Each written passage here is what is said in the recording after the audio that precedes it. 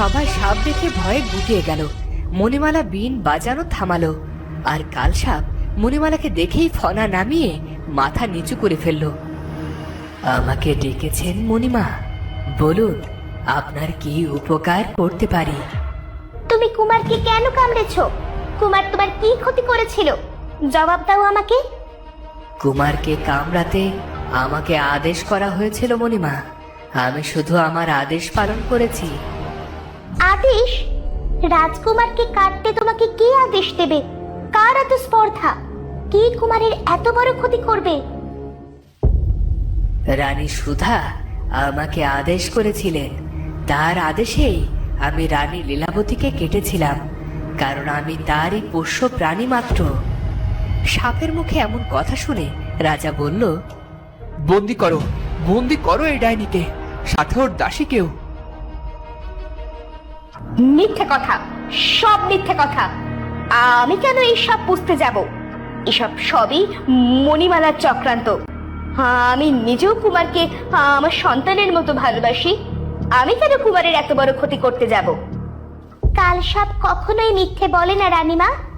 আপনি সব সত্যি স্বীকার করুন, না হলে হয়তো এই সাপের হাতেই আপনার মৃত্যু হবে। আমি যা করেছি, যা বলেছি, সব রানীমার নির্দেশে। রানীমা বলেছিল আমি তার কথা না শুনলে আমার গর্দান যাবে। আমি দাসী মানুষ, রানীর কথায় এমন করতে বাধ্য হয়েছি। আমাকে ছেড়ে দিন রাজামশাই।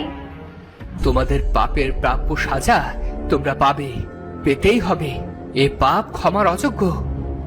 তুমি এখন কুমারের শরীর থেকে বিষ তুলে নাও। আর দেরি করো না কালসাপ, দেরি করলে হয়তো কুমার আর বেঁচে ফিরবে না। মণিমালার কথায় কাল সাপ কুমারের শরীর থেকে বিষ শুষে নিল, আর আস্তে আস্তে কুমারের শরীরে স্বাভাবিক মানুষের মতো রং হয়ে গেল। চিন্তা করবেন না রাজামশাই, বিষের প্রভাব আর নেই। কিছুক্ষণের মধ্যেই কুমার সুস্থ হয়ে যাবে। এখন আর চিন্তার কিছুই নেই, আপনি নিশ্চিন্ত থাকুন। অনেক ধন্যবাদ তোমাকে কালসাপ, তোমাকে আমি মুক্ত করে দিলাম। এখন থেকে আর কারো দাসত্ব করতে হবে না তোমায়। কাল সাপ বিদায় নেয়ার সময় রানী সুধা ছুটে এলো, আর একটা লাঠি দিয়ে রাগে ক্রোধে ফুঁসতে ফুঁসতে সে কাল সাপটাকে মারতে যায়। আর কাল সাপ তখনই ঘুরে এসে রানীকে ছোবল দেয়। কাল সাপ ছোবল দিতেই সুধা লুটিয়ে পড়ল, আর কাল সাপ মুহূর্তের মধ্যেই চলে গেল। রাজ সৈন্যরা সুফিয়াকে বন্দি করলো। রাজদরবারের সবাই মণিমালার প্রশংসায় মেতে উঠল। মণিমালা, তুমি অসাধারণ মানবী। সবই আপনাদের দোয়া রাজামশাই। কিছুক্ষণের মধ্যেই কুমারের জ্ঞান ফিরতে শুরু করলো। মহারাজ, কুমারের জ্ঞান ফিরতে শুরু করেছে। কুমার এবার সুস্থ হয়ে যাবে। রাজকুমারকে নিজ কামরায় নিয়ে যাও, ওর এখন বিশ্রাম প্রয়োজন। যত্ন আপ্যায়নে যেন কোনো কমতি না হয় কুমারের। কুমারের ঘরের সামনে 4 জন সেনা নিযুক্ত করো, কোনোভাবেই যেন কোনো শত্রু কুমারকে আক্রমণ করতে না পারে। রাজার আদেশ মতো কুমারকে নিয়ে যাওয়া হলো এবং সব ব্যবস্থা করা হলো। এই নাও 10,000 স্বর্ণ মুদ্রা। জানি কুমারের মূল্য এর চেয়েও অনেক গুণ বেশি, তবে কথা দিচ্ছি সারা জীবন তোমাদের ভরণ পোষণের দায়িত্ব নেবে রাজকোষাগার, আর তোমাদের আর কষ্ট করে সাপ খেলা দেখিয়ে বেড়াতে হবে না। কিন্তু মহারাজ, আপনি তো ঘোষণা দিয়েছিলেন যে যে কুমারকে বাঁচাতে পারবে আপনি তার সাথে কুমারের বিয়ে দেবেন। ছোট মুখে এত বড় কথা কেন বলছো? তুমি কি জানো তোমার এই স্পর্ধার জন্য আমি তোমার মৃত্যুদণ্ড ঘোষণা করতে পারি? যা বলছি তাই করো।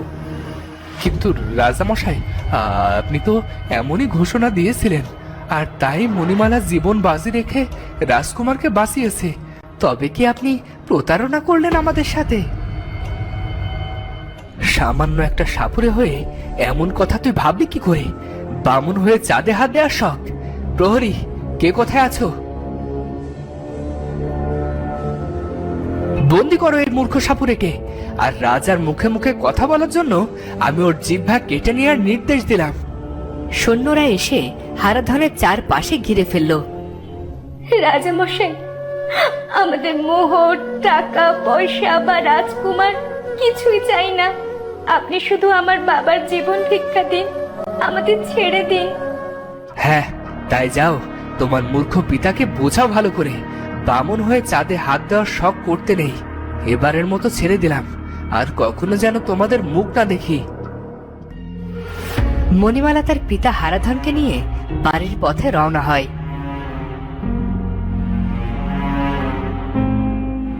এই দুনিয়ার সবাই স্বার্থপর আর প্রতারক রে মা, কারো কথা আর দাম নেই।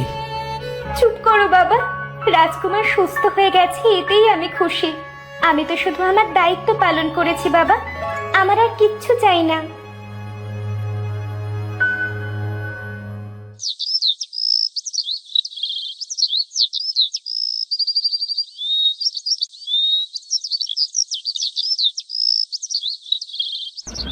দুরন্ত মণিমালা শান্ত হয়ে যায়। বনে আর ফুল তুলতে সে যায় না, ঠিকমতো খাওয়া দাওয়া করে না, কারোর সাথে ঠিকমতো কথা বলে না, আড়ালে বসে কাঁদে। নিজের মনের দুঃখ সে মনে চেপে রাখে, কিন্তু প্রকাশ করে না। বাবাকে দেখলে চোখে জল লুকায়। এদিকে হারাধন তার মেয়ের মনের গতিবিধি বুঝতে পারে। মারে, তুই ছাড়া আর আমার এই দুনিয়ায় কেউ নেই। তুই যদি এত মন খারাপ করে থাকিস, তাহলে আমি কাকে নিয়ে বাঁচবো? তুমি এমন কেন বলছো? আমি ঠিক আছি। মারে, আমি সবই বুঝি, কিন্তু দেখ মা, এভাবে আর কতদিন? গত একটা মাস ধরে তুই এমন মনমারা হয়ে আছিস। আমি বাপ হয়ে তোর এমন অবস্থা দেখতে পারি না। আমি তোর বিয়ে দেব মা। না বাবা, আমি বিয়ে করতে পারবো না। এমন কথা বলো না তুমি। আমার বয়স হয়েছে মা, কদিনই বা বাঁচবো? আমার কি শখ হয় না নিজ হাতে আমার মেয়েটাকে সাজিয়ে বিয়ে দিতে? তোর মা বেঁচে থাকলে সেই সব করতো, তুই না করিস না মা। মণিমালা কিছু না বলে চুপ করে বসে থাকে। তুই আর চুপ করে থাকিস না মা, তোর এই চুপ থাকাটা আমি সহ্য করতে পারি না। তুমি মন খারাপ করো না বাবা, তুমি যা বলবে আমি তাতেই রাজি। তুই অনেক ভালো রে মনি, তুই অনেক লক্ষ্মী মেয়ে, তুই অনেক সুখী হবি। দোয়া করি সৃষ্টিকর্তা সব সময় তোকে ভালো রাখুক, তোর মুখের হাসি আবার ফুটুক। 1 মাস পর কুমার সুস্থ হয়ে রাজ দরবারে প্রবেশ করে। সবাই আনন্দ করো, উল্লাস করো, কুমার সুস্থ হয়ে উঠেছে। কুমার খোদার রহমতে আমাদের রাজ দরবারে ফিরে এসেছে। কিন্তু বাবা, আমি সুস্থ হলাম কি করে? সুদূর বাহরাইন থেকে আনা বৈদ্য তোমাকে চিকিৎসা করে সুস্থ করে তুলেছে। তাকে যথাযথ পুরস্কারও দেওয়া হয়েছে। সব দুঃসময়ের কথা থাক বাবা, তুমি সুস্থ হয়ে উঠেছো, এটাই আমরা খোদার কাছে শুকরিয়া আদায় করি।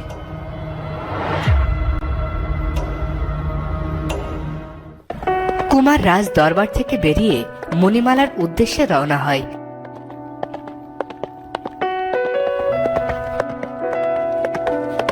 আর মণিমালার বাড়ির সামনে গিয়ে বলে, মণিমালা, মণিমালা। রাজকুমার, আপনি হঠাৎ এখানে? এই গরিব আপনাদের আবার কি ক্ষতি করেছে? এভাবে কেন বলছেন? কি হয়েছে? মণিমালা কোথায়? আমি মণিমালার সাথে দেখা করতে চাই। মণিমালার সাথে দেখা করে কি হবে কুমার? মণিমালার সামনে বিয়ে, মণিমালার সাথে এভাবে দেখা করতে আসলে মণিমালার বদনাম হবে। আপনার কাছে হাত জোর করে অনুরোধ করছি, আপনি এভাবে আসবেন না। বিয়ে মানে? কখনোই না, এ অসম্ভব। মণিমালার বিয়ে অন্য কারোর সাথে হতে পারে না। আপনি নিশ্চয় মণিমালাকে জোর করে বিয়ে দিচ্ছেন। আমার মেয়েকে আমি জোর করে বিয়ে দিই বা তার স্বস্থায়ী বিয়ে দিই, এটা তো আপনার দেখার বিষয় নয় কুমার। ফিরে যান। না, আমি ফিরে যাব না। আমি মণিমালাকে নিয়েই প্রাসাদে ফিরব। আপনি তখন কোথায় ছিলেন কুমার, যখন আপনার পিতা আমাদের অপমান করে বের করে দিয়েছিলেন? আজ আপনি এখানে দাঁড়িয়ে আছেন কারণ মণিমালা আপনাকে নিজের জীবন বাজি রেখে বাঁচিয়েছিল। অথচ আপনার বাঁচানোর পুরস্কার হিসেবে আমরা শুধু পেয়েছিলাম অপমান আর বঞ্চনা। কি বলছেন এসব? বাবা তো আমাকে বলেছেন বাইরের রাজ্য থেকে আনা বৈদ্য দিয়ে চিকিৎসা করার পরে আমি সুস্থ হয়েছি। আপনার বাবা মিথ্যে বলেছে। মণিমালার অবিশ্বাস্য এই ত্যাগের কথা পুরো রাজ্যই জানে। যাই হোক, এই গরিবের দুয়ারে আর আসবেন না কুমার, ফিরে যান। আগামী রবিবার মণিমালার বিয়ে, এভাবে আর মণিমালাকে খুঁজতে আসবেন না।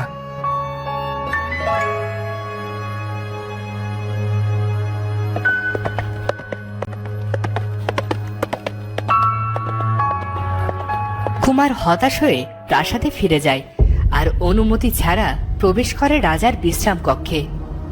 বাবা, আপনি আমাকে মিথ্যা কেন বলেছেন? এ কি ধরনের অভদ্রতা কুমার? অনুমতি ছাড়া তুমি আমার কক্ষে প্রবেশ করলে, আবার উচ্চস্বরে কথা, এগুলো কি ধরনের বেয়াদবি? আপনি আমাকে মিথ্যা কেন বলেছেন পিতা? কেন বলেছেন বাইরে থেকে বৈদ্য আনিয়ে আপনি আমার চিকিৎসা করিয়েছেন? আমি সব সত্যি জেনে গেছি বাবা। মণিমালা নিজের জীবন বাজি রেখে আমার জীবন বাঁচিয়েছে। কুমার, তুমি এখনো ছোট, ভালো মন্দ কিছু বুঝতে শেখোনি। আপনি ঘোষণা দিয়েছিলেন যে নারী আমার জীবন বাঁচাতে পারবে সে হবে এই রাজ্যের পুত্রবধূ, তাহলে কেন আপনি ঠকিয়েছেন তাদের? একজন রাজকুমারের স্ত্রী মানে বোঝো তুমি? এই রাজ্যের ভবিষ্যৎ রানী। আর একজন তুচ্ছ সাপুরে কন্যাকে আমি কখনো এই রাজ্যের রানী হিসেবে দেখতে পারবো না। এতে রাজ্যের বদনাম হবে। আমি অন্য রাজ্য থেকে রাজকন্যা এনে মহা সমারোহে তোমার বিয়ে দেব। তুমি মাথা থেকে ওসব চিন্তা ঝেড়ে ফেলো। আমি মণিমালাকে ভালোবাসি পিতা। আমি মণিমালা ছাড়া আর কাউকে বিয়ে করতে পারবো না। যে মানুষেরা আমার প্রাণ বাঁচিয়েছে তাদের সাথে প্রতারণা করতে পারি না আমি।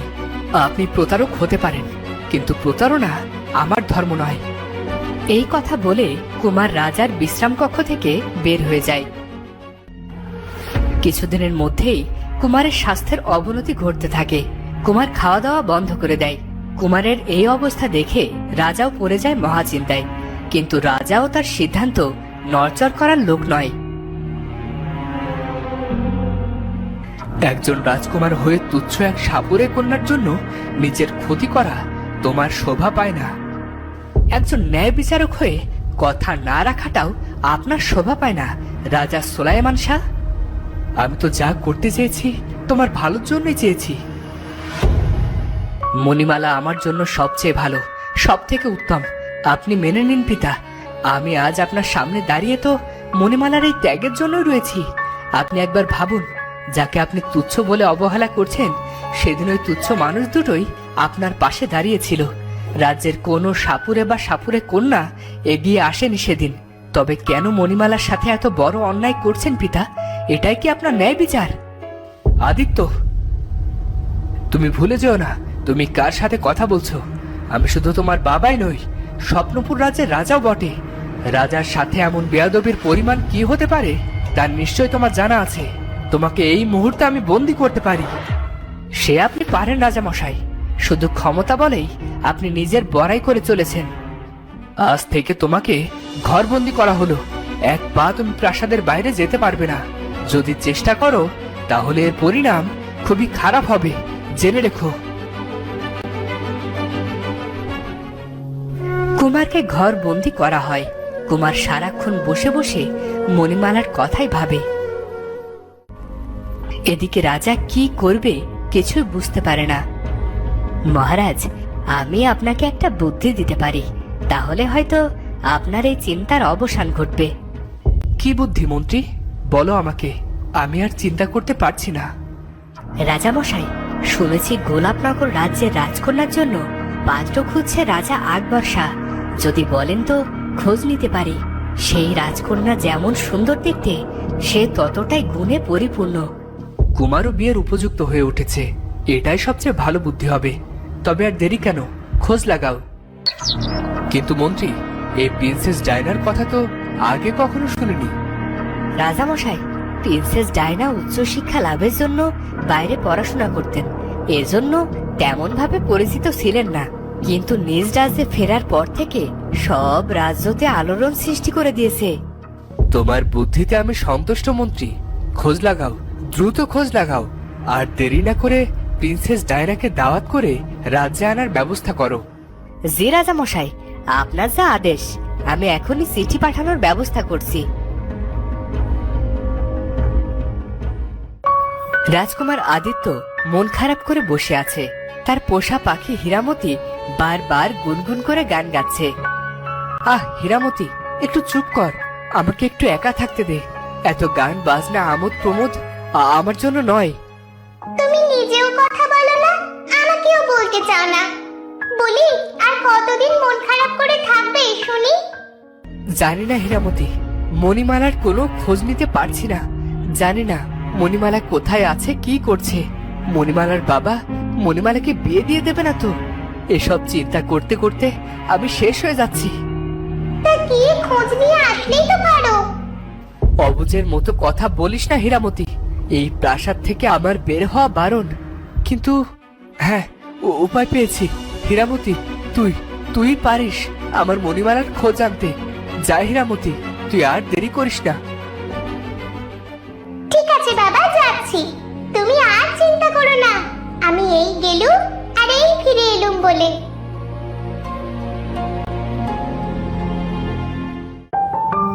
হীরামতি কুমারের কথা মতো উড়তে উড়তে মণিমালার বাড়ির সামনে গাছের ডালে গিয়ে বসলো। বাড়ির উঠোনে বসেছিল মণিমালা আর তার পোষা সাপ শঙ্খনীল। শঙ্খনীল, আমাকে উপায় বলে দে। আমি কি ভুল করলাম এ বিয়েতে রাজি হয়ে? আমার যে কিছুই ভালো লাগছে না। তোমার মন যদি না চায় তবে এই বিয়ে করো না বন্ধু। মনের বিরুদ্ধে কিছু করলে সারা জীবন তোমার আফসোস থেকে যাবে। কিন্তু কুমার কি আমার সত্যি মনে করে কখনো?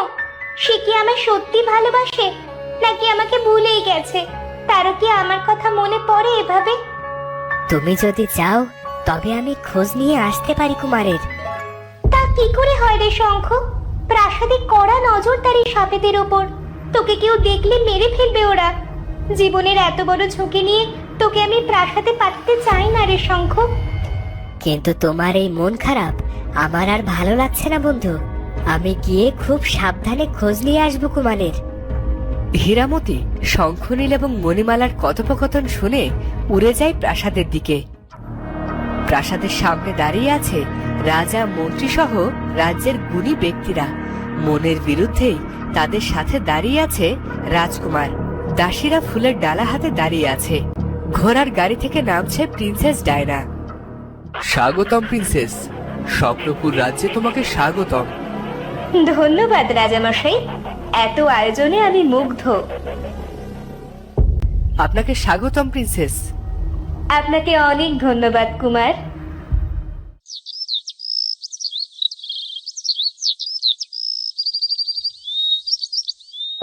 রাজকুমার নিজের ঘরে পায়চারি করছিল, তখনই উড়ে এসে তার কাঁধে বসে হীরামতি। হীরামতি, তুমি এসেছো? এত দেরি কেন করলে?